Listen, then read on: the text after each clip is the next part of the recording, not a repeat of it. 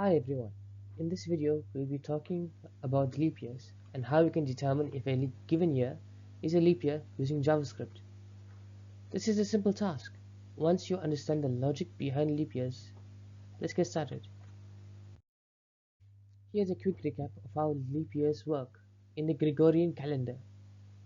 Every year that is divisible by 4 is a leap year, except for century years that are divisible by 100, unless they are also divisible by 400.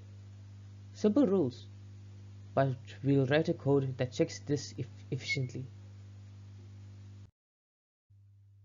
This is the core function. It checks if the year is divisible by 100. If so, check if it's divisible by 400.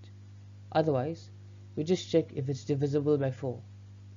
Let's look at some test cases to see how this works. Let's break down the code logic.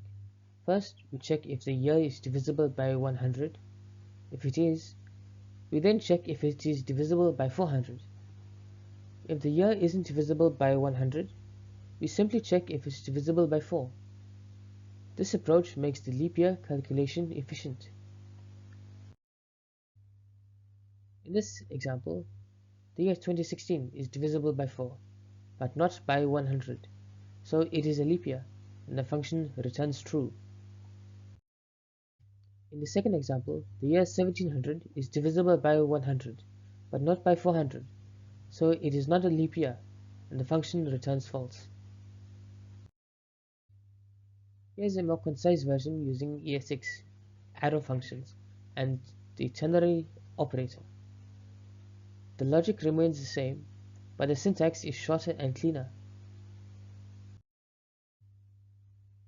And that's the code. Now you know how to determine whether a year is a leap year in the Gregorian calendar using JavaScript.